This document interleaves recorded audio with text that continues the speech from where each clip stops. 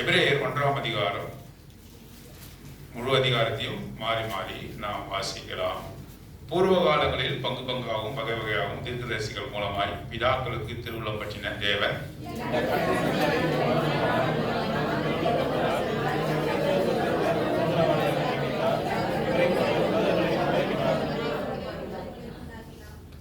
இவர் அவருடைய மகிமையின் பிரகாசமும் அவருடைய தன்மையின் சொரூபமாயிருந்து சர்வத்தையும் தம்முடைய வல்லமையுள்ள வசனத்தினாலே தாங்குகிறவராய் தம்மாலே தாமே நம்முடைய பாவங்களை நீக்கும் சுத்திகரிப்பை உண்டு பண்ணி உன்னதத்தில் உள்ள மகத்துவமானவருடைய வலது வாரிசத்தில் உட்கார்ந்தார்.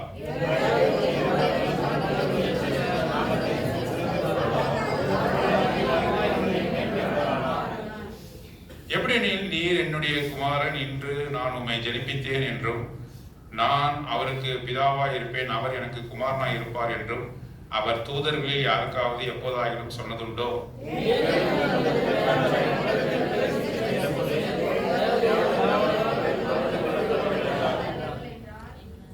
தேவ தூதரை குறித்தோ தம்முடைய தூதர்களை காற்றுகளாகவும் தம்முடைய ஊழியக்காரரை அக்னி ஜுவாலைகளாகவும் செய்கிறார் என்று சொல்லி இருக்கிறது.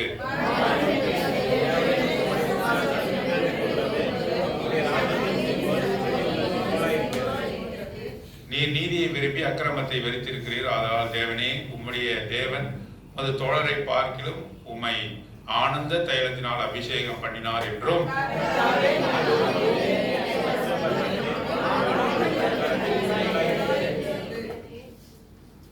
அவைகள் அழிந்து போம், நீரோ நிலைத்திருப்பீர். அவைகள் எல்லாம் வஸ்திரம் போல் பழமையாய்ப்போம்.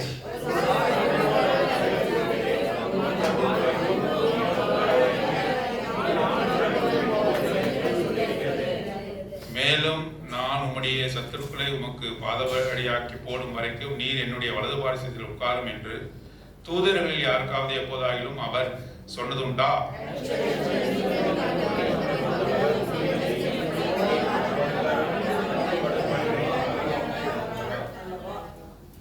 தேவன் தாமே இந்த வசனங்களை ஆசீர்வதித்து நம் அனைவரோடு கூட பேசுவாராக. எபிரேயர் நிருபம் யூத மக்களுக்கு எழுதப்பட்டது.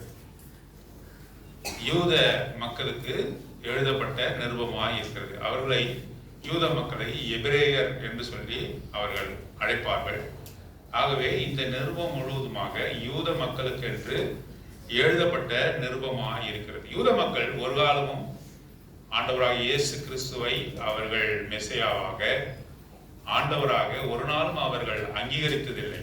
ஒரு நாளும் அவர்களுக்கு இயேசு கிறிஸ்து தான் தேவன் என்று சொல்லி ஒரு நாளும் அவர்களுக்கு தெரியாது. மேசியா வருவார் என்று அவர்கள் நினைத்துக் கொண்டிருந்தார்கள். மேசியா கூட அவர் தேவன் அல்ல. He was sent messenger. This Hebrews was written unto the Jews specifically. Jews never celebrate our Lord Jesus Christ as God. They never celebrate. They never came to know that Jesus Christ is Lord. Even nowadays, இன்றைய தினத்திலே கூட அவர்கள் இயேசு கிறிஸ்துவை ஒரு காலமும் அவர்கள் தேவனாக அறிந்து கொள்ளவில்லை. ஆகவே இந்த நிருபத்தை எழுதின அப்போஸ்தலனாகிய பவுலாக இருக்கலாம், மற்ற யாராக வேணாலும் இருக்கலாம். அவர்கள் ஆண்டவராக இயேசு கிறிஸ்து தான் மெசியா என்றும் ஆண்டவராக இயேசு கிறிஸ்து தான் அவர் ரட்சகர் என்றும் ஆண்டவராக இயேசு கிறிஸ்து தான் தெய்வம் என்றும் நிரூபிக்க வேண்டிய கடமை அவர்களுக்கு இருந்ததுனால இந்த நிருபத்தை எழுதுகிறார். பாருங்க, யூதர்களுக்கு மிக முக்கியமான தகப்பன்மார்கள் என்று சொன்னால் 3 பேர், பேட்ரியார்க் என்று சொல்லக்கூடிய ஆபிரகாம், ஈசாக்கு, யாக்கோபு. இவர்கள் முற்பிதாக்கள். அவர்களை போல ஒருவரும் அவர்களுக்கு ஆண்டவருக்கு அடுத்ததான ஸ்தானத்திலே அவர்களை வைத்தார்கள். அப்புறம் பார்க்கும்பொழுது the greatest prophet like Elijah, மோசே, எலியா, இவர்கள் மிகப்பெரிய தலைவர்களாக அவர்களுக்கு தெரிந்தார்கள். ஆனாலும் இயேசு கிறிஸ்துவை ஒரு நாளும் அவர்கள் அங்கீகரிக்கவில்லை. ஆகவேதான் இந்த எபிரேயருக்கு அவர்கள் எழுதும் பொழுது இந்த நிருபத்தை எழுதினவர் இப்படியாக எழுதுகிறார். பாருங்கள், பூர்வ காலத்தில் பங்கு பங்காகவும் வகை வகையாகவும் தீர்க்கதரிசிகள் மூலமாய் பிதாக்களுக்கு திருவுளம் பற்றின தேவன் God the Father spoke unto the people through the prophets. Prophets spoke the word of God unto the people. In the Old Testament, God speaks only through the prophets. But what about nowadays? இந்த காலத்தினுடைய கட்டம் என்ன? தன்னுடைய குமாரன் மூலமாகவே அவர் பேசுகிறார். இதைத்தான் அவர் நிரூபிக்க விரும்புகிறார். இந்த கடைசி நாட்களில் குமாரன் மூலமாய் நமக்கு திருவுளம் பற்றினார். Now his only son, only begotten son is speaking on behalf of the Father. நான் என்னை கண்டவர் பிதாவை கண்டவன் என்று அவர் சொல்லுகிறார். ஆகவே பிதாவினுடைய சித்தத்தின்படி அவர் செயல்பட்டார், அவர் பேசினார் என்று சொல்லி நாம் வாசிக்கிறோம். இவரை சர்வத்துக்கும் சுதந்திரவாளியாக நியமித்தார். எல்லாவற்றுக்கும் சுதந்திரவாளி யாரு? ஆண்டவராகிய இயேசு கிறிஸ்து. அவர்தான் உலகத்தை படைத்தார், அவர்தான் உலகங்களை உண்டாக்கினார். அவருக்காகத்தான் இந்த உலகமே படைக்கப்பட்டது, நமக்காக அல்ல. மனுஷனுக்காக அவர் இந்த உலகத்தை படைக்கல. இந்த உலகங்கள் எல்லாம் யாருக்காக படைத்தாரு? ஆண்டவராக இயேசு கிறிஸ்துக்காக தான் படைத்தார். நாமும் கூட யாருக்காக படைக்கப்பட்டிருக்கோம்? ஆண்டவராக இயேசு கிறிஸ்துவுக்கு தான் நம்ம படைக்கப்பட்டு இருக்கிறோம். We are created for the pleasure of our Lord Jesus Christ. இயேசு கிறிஸ்துவுக்கு சந்தோஷத்தை கொடுக்கும்படியாக நம்மை அவர் உண்டாக்கினார். வாரும் நம்மை போல ஒருவரை உண்டாக்குவோம் என்று சொல்லிதான் மனுஷனை அவர்கள் உண்டாக்கினார்கள் என்று சொல்லி பார்க்கிறோம். பாருங்க, இவரை சர்வத்துக்கும் சுதந்திரவாளியாக நியமித்தார். இவரை கொண்டு உலகங்களை உண்டாக்கினார். இவர்னா யாரு? ஆண்டவராக இயேசு கிறிஸ்துவை கொண்டு உலகங்களை உண்டாக்கினார். எப்படி உண்டாக்கினார்? வானத்தையும் பூமியும் வார்த்தையினாலே உண்டாக்கினார். By the word he created the entire universe. He created everything, every being. By his word, by his powerful word என்று சொல்லி வாசிக்கிறோம். உலகங்களை உண்டாக்கினார். இவர் அவருடைய மகிமையின் பிரகாசமும் அவருடைய தன்மையின் சொரூபமாய் இருந்து சர்வத்தையும் தம்முடைய வல்லமையுள்ள வசனத்தினாலே தாங்குகிறவராய் இருக்கிறார். He uphold everything by his powerful word என்று சொல்லி பார்க்கிறோம். Jesus Christ is the express image of our God. He is the express image of God. When we see Jesus Christ, we are seeing the Lord himself. You are seeing the Lord himself. பிதாவை எங்களுக்கு காட்டும் என்று அவருடைய சீடர்கள் இந்த உலகத்தில் இருந்தபோது ஆண்டவராகிய இயேசு கிறிஸ்துவிடத்திலே கேட்கிறார்கள். எப்ப பார்த்தாலும் அவர் என்ன சொல்றாரு? என் பிதாவின் சித்தத்தை செய்ய வந்திருக்கிறேன். என் பிதா எப்படி சொல்லுகிறார்? அவர் பிதாவை நோக்கி ஜெபம் பண்ணுகிறார். When he was in this world, he prayed unto God. He tells his disciples that he is doing the will of his Father. So his disciples is asking him, show me your Father. Who is your Father? At that moment, the Lord Jesus Christ says, when you see me, you are seeing the Lord himself, your Father himself. என்று சொல்கிறார். ஆகவே என்னை பார்த்தவன் பிதாவை பார்க்கிறான் என்று அவர் சொல்கிறார். ஏன்? Because our Lord Jesus Christ is the express image of the God the Father. He is the express image of the God the Father. அவருடைய மகிமையின் பிரகாசமும் அவருடைய தன்மையின் சொரூபமாயிருந்து சர்வத்தையும் தமது வல்லமையுள்ள வசனத்தினாலே தாங்குகிறவராய் தம்மாலே தாமே தாங்குகிறாரே. வசனத்தினாலே இந்த உலகங்களை அவர் தாங்கி கொண்டு இருக்கிறார். இந்த வசனத்தினாலே வார்த்தையினாலே அவர் தாங்கி கொண்டு இருக்கிறார். ஏசாயா, the book of Isaiah sees the Lord himself sitting on the throne என்று சொல்லி நம்ம எங்க வாசிக்கிறோம்? ஏசாயா புத்தகம் 6ஆம் அதிகாரத்தில் வாசிக்கிறோம். He is seeing in the vision. The prophet Isaiah is seeing in the vision the one who is sitting on the throne. His garment fills the entire sanctuary. The trains of his garment fills the entire sanctuary. அவருடைய வஸ்திர தொங்கலால் அந்த இடம் முழுவதும் நிறைந்தது என்று சொல்லி வாசிக்கிறோம். கேருபீன்களும் சேராபீன்களும் அவருக்கு முன்பாக இருக்கிறார்கள். மகிமையான தரிசனத்தை ஏசாயா 6ஆம் அதிகாரத்துல அவர் பார்க்கிறார். யார் அவர் உட்கார்ந்து இருக்கிறவர்? யார் பார்த்தா? அவருடைய சுவிசேஷத்துல சொல்றாரு, ஏசாயா என்னை தரிசித்தான் என்று சொல்றாரு. அப்படின்னா என்ன? என்னை தரிசித்தான் என்றால் ஆண்டவராக இயேசு கிறிஸ்து சொல்றாரு. ஏசாயா பார்த்து God the Father இல்லை, என்னதான் பார்த்தாம அப்படின்னு சொல்றாரு. ஏசாயா had seen me என்று சொல்றார். என்னை அவன் பார்த்தான் என்று சொல்லுகிறார். ஆக அவருடைய தன்மையின் சொரூபமா இருக்கிற is express image of God, he is a God himself என்று சொல்லி நாம் வாசிக்கிறோம். பாருங்க 8ஆம் வசனத்துக்கு வாங்க, verse 8. குமாரனை நோக்கி, இப்ப யார் சொல்றாரு? பிதாவானவர் குமாரனை நோக்கி பேசுறார். ஃபாதர் வந்து மகன்கிட்ட பேசுறார். தேவனே, குமாரனே கூப்பிடல, என்ன கூப்பிடுறாரு? யாரு கூப்பிடுறாரு? இயேசு கிறிஸ்துவ கூப்பிடுறாரு. இயேசு கிறிஸ்து என்ன சொல்றாரு? தேவனே என்று சொல்றாரு. God the Father is calling the Son as God.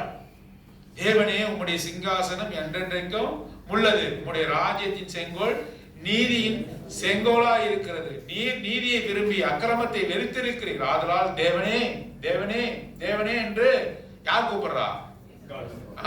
God the Father. God the Father is calling his Son as God himself. God என்று சொல்கிறார். உம்முடைய தேவன் உமது தோழரை பார்க்கலாம் உம்மை ஆனந்த தைலத்தினால் அபிஷேகம் பண்ணினார் என்றும், கர்த்தாவே நீர் ஆதியிலே பூமியை அஸ்திபாரப்படுத்த. கர்த்தாவே யாருடைய வார்த்தை? ஆண்டவராக இயேசு கிறிஸ்து. அவர்தான் என்ன பண்ணார்? பூமியை ஸ்திரப்படுத்தினார். நீர் ஆதியிலே பூமியை அஸ்திபாரப்படுத்தினீர். வானங்கள் உம்முடைய கரத்தின் கிரியிலாய் இருக்கிறது. அவைகள் அழிந்து போம், நீரோ நிலைத்திருப்பீர். அவைகளெல்லாம் வஸ்திரம் போல பழமையாய் போகும். பாருங்க, God the Father himself calling our Lord Jesus Christ as God. தேவனே என்று கூப்பிடுகிறார். அவர்தான் வாயும் வார்த்தையினாலே எல்லாவற்றையும் உண்டாக்கினார். உண்டாக்கப்பட்ட எல்லாம் அவருடைய சந்தோஷத்துக்காக இருக்கிறது. நாம கூட நாம என்ன கேட்டோம்னு சொன்னோம், என் சந்தோஷத்துக்காக நான் வாழறேங்க, என்ன திருப்தி செய்யறதுக்காக வாழறேங்க, என்னுடைய சந்தோஷத்துக்காக வாழறேங்க. அப்படி அல்லவே இல்லை. We are all created for the pleasure of our Lord Jesus Christ. அவரை சந்தோஷிக்கும்படியாக நாம் என்ன பண்ணப்பட்டிருக்கோம்? நாம் உருவாக்கப்பட்டிருக்கிறோம். தேவ தூதர்கள் உருவாக்கப்பட்ட. அவர் எப்போது சந்தோஷப்படுவாரு? எனக்கு எப்போ சந்தோஷம் வரும்? 4 வகையான பதார்த்தத்தை வச்சு பொறுமையா உட்கார்ந்து சாப்பிட்டா எனக்கு சந்தோஷம் வரும். எனக்கு சொல்றேன், I am speaking of myself. I want to eat many dishes, delicious dishes. Even though it may be in a lesser quantity, I want to taste different dishes. It will satisfy my being. I think so. But to somebody buying new clothes, buying new sarees is very much important. எனக்கு இது பிடிக்கவே பிடிக்காது. ட்ரெஸ்ஸுக்கு செலவு பண்றது எனக்கு பிடிக்கவே பிடிக்காது. ட்ரெஸ்ஸில் நான் செலவு பண்ண மாட்டேன். ஒரே ட்ரெஸ்ஸை கூட நான் போட்டுக்கோ துவச்சு. ஆனால் ட்ரெஸ்ஸை செலவு பண்ண. சில பேர் ட்ரெஸ் சாரீஸ். ஒரு அம்மா சொன்னாங்க என்கிட்ட, நான் வந்து I was in a very poor condition. How the Lord blessed me. You know, brother, I asked her, how the Lord blessed you? I have 3 alamara full of sarees. Thus God blessed me. 3 அலமாரி முழுதுமாக புடவை இருக்குது brother. எவ்வளவு ஆசீர்வாதம். கண்ணீர் வர விடுறாங்க. She cried like anything. She cried because the alamari is full of sarees.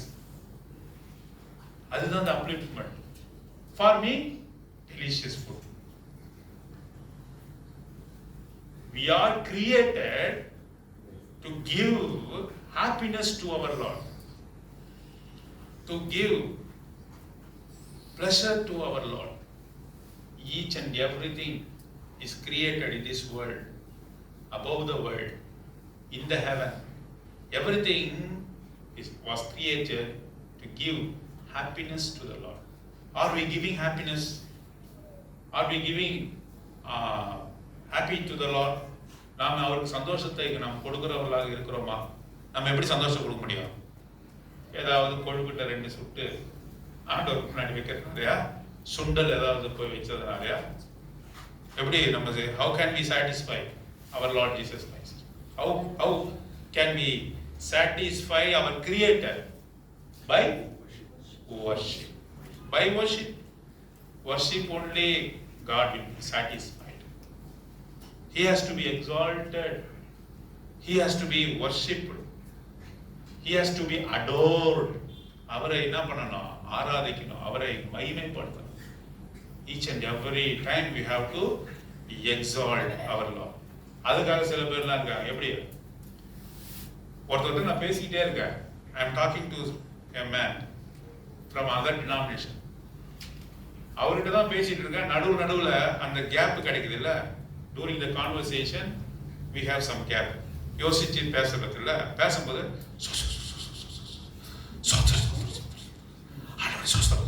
சொல்லுங்க brother, கடைக்கு போனீங்களா? ஆமான்னு நான் சொல்ற கடை. I got very much tension. Even they are acting. They are very good actors. Even in the gap they are praising God. They think they are praising God. They are blaspheming the God. They are not giving due respect unto him. அவருக்கு மகிமையும் கனத்தையும் கொடுக்கிறவர்கள் அவர்கள் அல்ல. நான் ஒன்று சொல்றேன், அவர் எதை சொல்ற, நடுவில் இது வேற சொல்றார். சோ அவர் எப்படி? இருமனம் உள்ளவர். A double minded man is unstable all along his way. இருமனம் உள்ளவன் தன் வழியிலே நிலையற்றவன். எங்க வருது? யாக்கோபு 1ஆம் அதிகாரத்துல வருது. James chapter 1. Is unstable all along his way. You have to give yourself. You have to adore the Lord in entirety. Your being, full being has to be given unto the Lord. That our Lord, He expects us because He created us. என்று சொல்லி நாம் பார்க்கணும். அவர் நம்மை உண்டாக்கினார் என்று சொல்லி பார்க்கணும். பாருங்க 3ஆம் வசனம். தம்மாலே தாமே நம்முடைய பாவங்களை நீக்கும் சுத்திகரிப்பை உண்டு பண்ணி He himself given unto us. அவர் தானே முடிவு செய்து தன்னை ஒப்பு கொடுத்தார். அவரை யாராவது சிலுவையில பிடிச்சு அடிக்க முடியுமா? அந்த வார்த்தையை பாருங்க. Note the word. தம்மாலே தாமே. கோர்ட்ல கூட கேட்பாங்க, நீ பேசுறது நீ சுயமா பேசுறியா இல்ல யாராவது உனக்கு சொல்லி கொடுத்தாங்களா? Are you speaking of yourself? நீங்க உங்களே நீங்க பேசுறீங்க, இல்லனா somebody influenced you or somebody induced you to speak like that? யாராவது உங்களுக்கு சொல்லி கொடுத்தாங்களா? இல்லைங்க. சத்தியமா சொல்றேன். இந்த கோர்ட்ல என்ன சொல்லணும்? நான் சொல்வது சத்தியம் என்று சொல்லிட்டு ஏதோ பொய்யெல்லாம் சொல்லுவான். He speaks all the lies. அப்படி அல்ல. தம்மாலே தாமே He himself given unto us. அவரே நமக்காக தம்மை ஒப்படைத்தார். எவ்வளவு பெரிய வார்த்தை பாருங்க.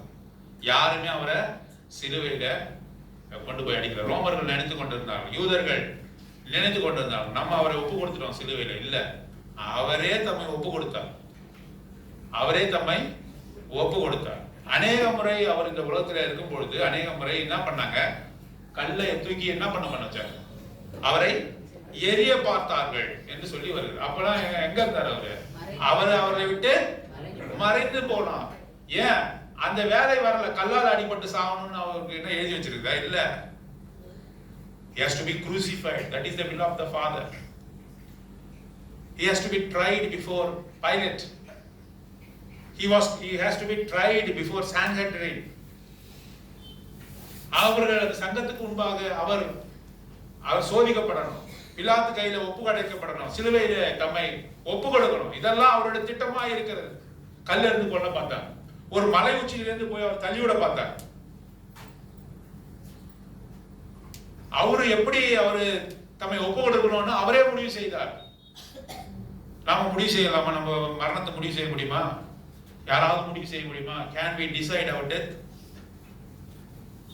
ஆண்டவர் தான் முடியும் பிரதர். நான் தூக்கு போட்டா என்ன காப்பாற்றுவது யார் இருக்கிறா அப்படி கேக்குறீங்களா? ஆள் அனுப்பி என்ன பண்ணுவாங்க? கதவை உடைச்சு உன்னை தூக்க முடியும். சில ஹாஸ்பிட்டல்ல நான் பாக்குறேன், சில ஹாஸ்பிட்டல்ல வர பேஷண்ட பாக்குறேன், பார்த்திருக்கேன் நானு. எலும்புலாம் நொறுங்கி போயிருக்கும். அதாவது ஸ்கல் ஓபன் ஆயிருக்கும். இவருக்கு டைம் கொடுப்பாங்க, இவ்வளவுதான் டைம்ல இருப்பாரு, 1 or 2 hours தான் இருப்பாரு. ஒரு 3 months கழிச்சு அந்த வார்டுல போய் பார்க்குறேன், நல்லா சுகமாய் உட்கார்ந்துருக்காரு. சேர்ல உட்கார்ந்துருக்காரு. Sitting on a chair, one man. இப்படிதான் சாஞ்சாரு.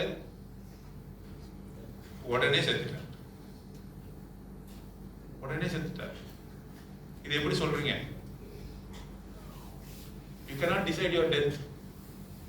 But our Lord Jesus Christ decided his death, his burial, his resurrection also. அவர் தன்னுடைய இறப்பை முடிவு செய்தார், அடக்கத்தை முடிவு செய்தார், அவர் உயிர் செய்தலை அவர்தான் முடிவு செய்தார். அதுதான் தம்மாலே தாமே தம்முடைய பாவங்களை நீக்கும் சுத்திகரிப்பை உண்டு பண்ணினார். Sanctification through his death.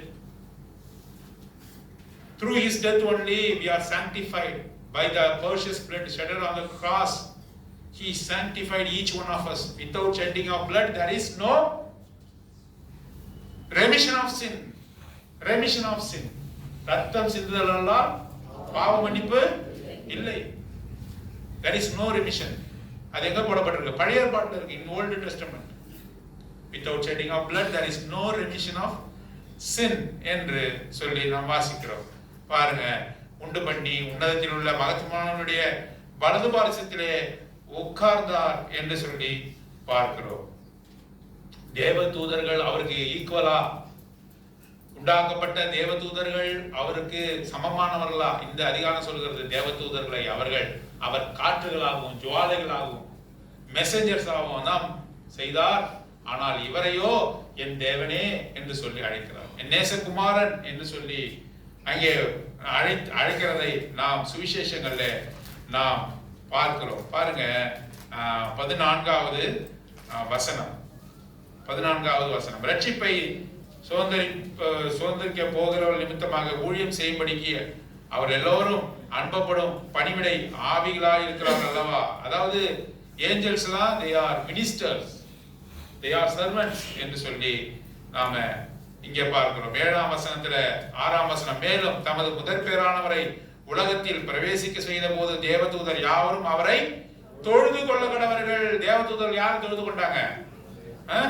ஆண்டவராகிய இயேசு கிறிஸ்துவை தொழுது கொண்டார்கள். 7ஆம் வசனம், தேவதூதர்களை குறித்தோ தம்முடைய தூதர்களை காற்றுகளாகவும் தம்முடைய ஊழியக்காரரை அக்னி ஜுவாலைகளாகவும் செய்திருக்கிறார் என்று சொல்லி இருக்கிறது. ஆகவே இவரைத்தான் நாம ஆராதிக்க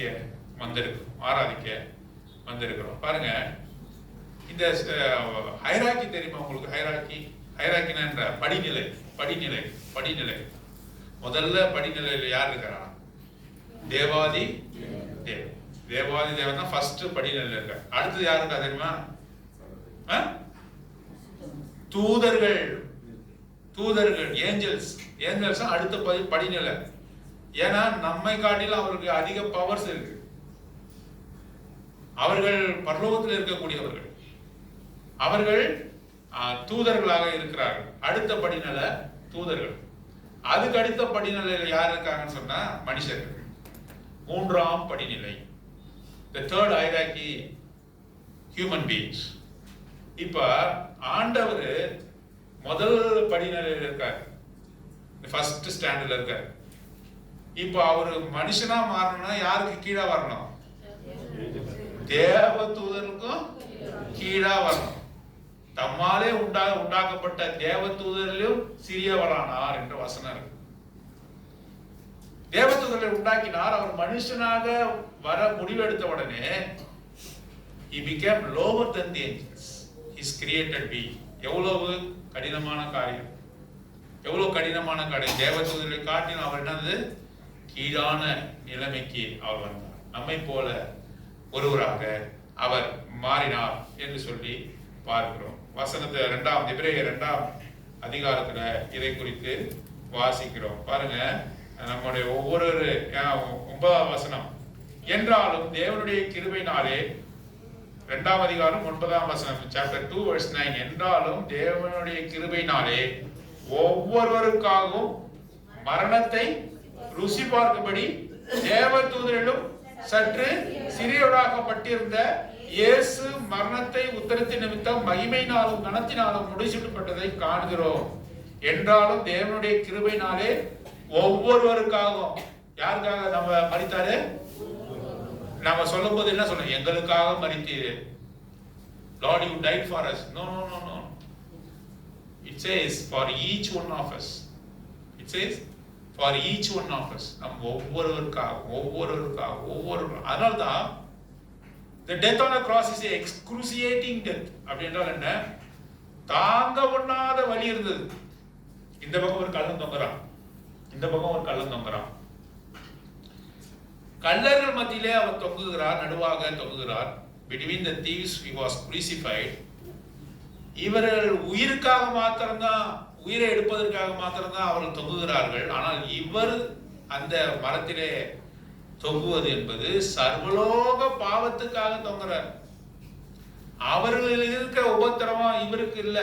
இவருடைய உபத்திரவத்துக்கும் அவருடைய உபத்திரத்துக்கும் ஏணி வச்சாலும் கூட எட்டாது. ஏனென்றால் ஆதி முதலாக பிறந்த மனுஷனிலிருந்து இந்த பூமி முடிகிற சமயம் வரை பிறக்கின்ற குழந்தையினுடைய பாவத்தையும் அவர் என்ன செய்தார்? அந்த சிலுவையில அந்த நிமிஷத்துல சுமந்து தீர்த்தார். எல்லாருடைய பாவமும், the pain and agony he suffered, you cannot compare with anybody's death. எப்படிப்பட்ட மரணத்தை ஒரு மனுஷனுக்கு கொடுத்தாலும் ஆண்டவராய் இயேசு கிறிஸ்து அடைந்த மரணத்தை போல நீங்க ஒப்புமையே செய்ய முடியும். எல்லாருடைய பாவமும் அவர் மேல சுமத்தப்பட்டது. எப்படி அதை உணர்ந்து கொள்றோம்? பிதாவும் ஆண்டவராய் இயேசு கிறிஸ்துவும் ஒன்றாய் இருக்கிறார்கள். எங்க தெரியுமா பிரிஞ்சாங்க? அந்த பிரிவு எங்க தெரியுமா வந்தது? எங்க வந்தது? சிலுவையிலே வந்தது. சிலுவையில மாத்திரம்தான் ஒரு வினாடி பிதாவாகிய தேவன் தம் முகத்தை மறைத்து கொண்டார், திருப்பி கொண்டார். மறைத்து கொண்டார் தெரியல, திருப்பி கொண்டார். யாராவது உங்ககிட்ட பேச வராங்க, நீங்க என்ன அப்படி திரும்ப அர்த்தம்? எவ்வளவு கோபம் வரும் உங்களுக்கு. திரும்ப முடியுமா? Can you turn your head when somebody is eager to speak unto you? Can you turn your head?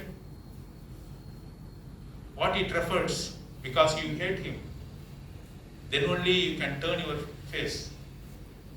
God the Father turned his face on the cross. ஆகவே தான் அவன் கேட்டார் 7 வார்த்தையில் ஒரு வார்த்தை, தேவனே பிதாவே என்னை ஏன் கைவிட்டீர்? பிதாவே என்னை ஏன் கைவிட்டீர் என்று கேட்டார். அந்த நொடிதான் பிரிஞ்சது. எல்லா உபத்திரவத்தை காட்டிலும் தேவாதி தேவன் அவரை விட்டு பிரிவது அவ்வளவு கஷ்டமா இருக்கிறது.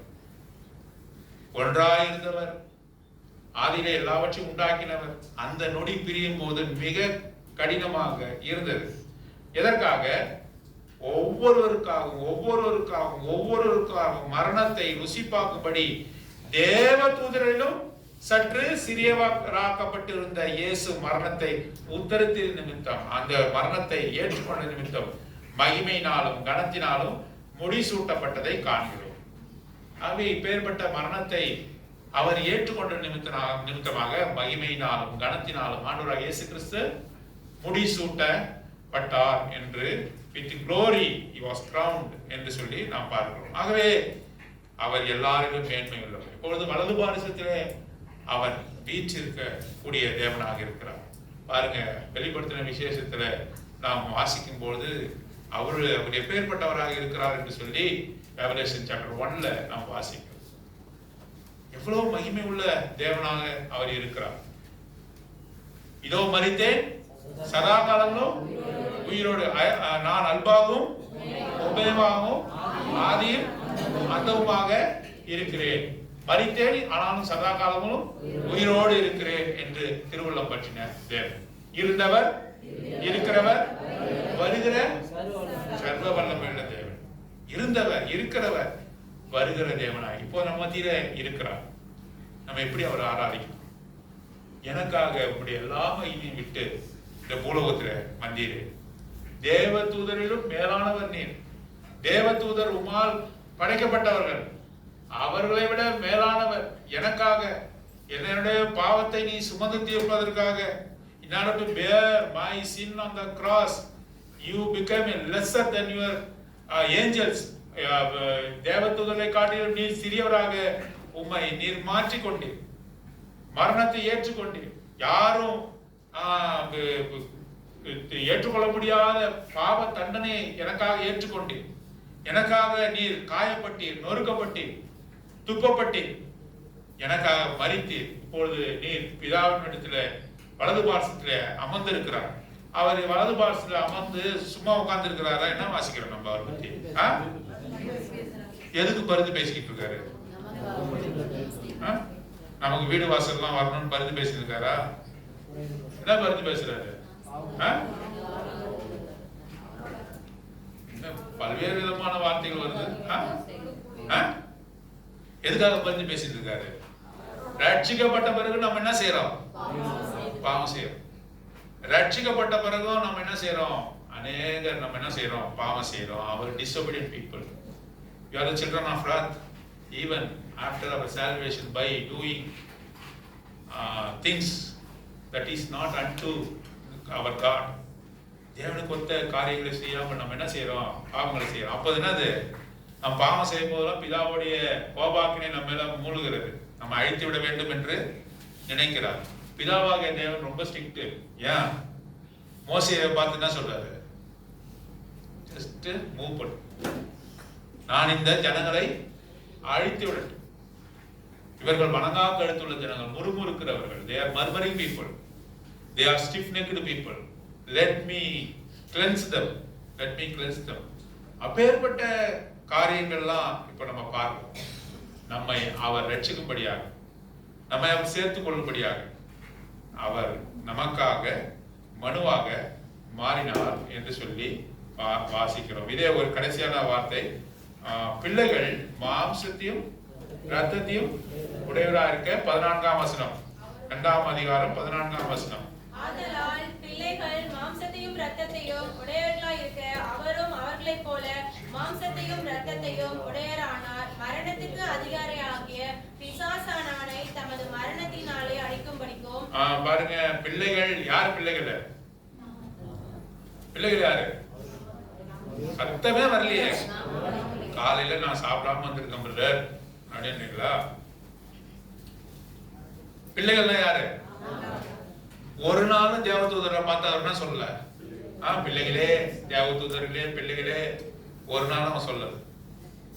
அவர்களும் பிதாவை பார்த்து, தேவனை பார்த்து அவர்கள் என்ன சொல்ல? அப்பா ஒரு நாள் சொன்னதில்லை. ஏன்? அவர் காடு, அவர் யாரு? அவர் கர்த்தர். அவர்கள் யாரு? they are servants. Angels are servants. What is the status of angels? They are servants only. They could not call God as Abba Father. God, Abba Father, never called angels as his children. But what about us? நம்மை குறித்து என்ன? அவர் என்ன சொல்றாரு? பிள்ளைகள் என்று சொல்றாரு. நாம் அவரை பார்த்து நம்ம கூப்பிடலாம், கர்த்தர்னு கூப்பிடலாம். அதுக்கடுத்து அதை விட நீ நெருக்கமா போக போக என்ன சொல்லலாம்? தெலுங்குல என்னது? தன்றி, தன்றி, தன்றின்னு கூப்பிடலாம்.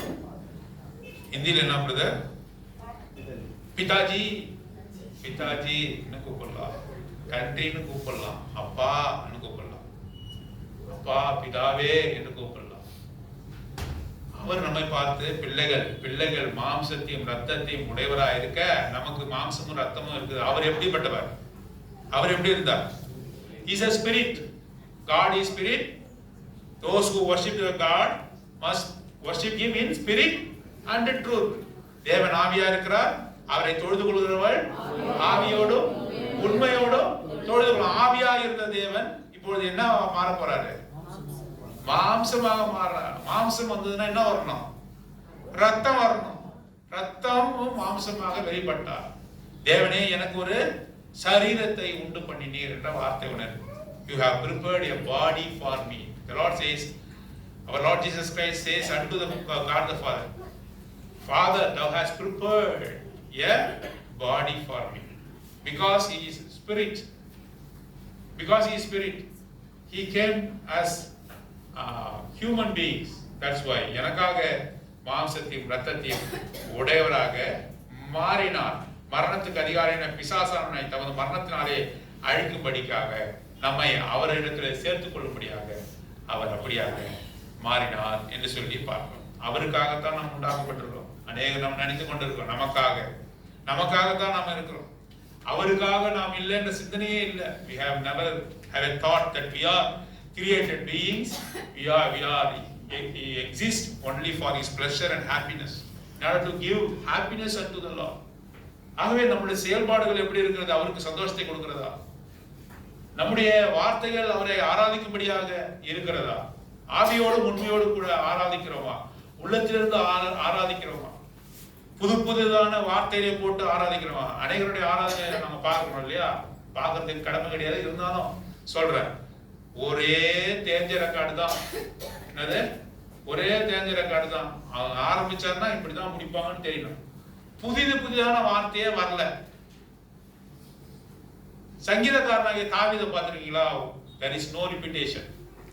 அவனிடத்துல எந்த வார்த்தையுமே பழைய வார்த்தையே இருக்காது. ஏன்? அனுபவம் புதிதாக இருக்கிறது. Experience, new experience. காலைதோறும் உமது கிருபைகள் புதியதா இருக்குது. பழச எதுவும் கொடுக்கறதே கிடையாது. மன்னாவை பழச கொடுத்தாரு அவரு. மன்னாவை பழசா கொடுத்தாரா? காலையில என்ன பண்ணாரு? புதிய மன்னாவை இறக்குனார். ஒன்று ரெண்டு வார்த்தைகள் கூட புதிதாக சொல்ல முடியல. ஏன்? வேதத்தை படிக்கல, அவருடைய அன்பை ருசிக்கல. அவர் சர்வத்துக்கும் சுதந்திரவாளியாக இருக்கிறார்.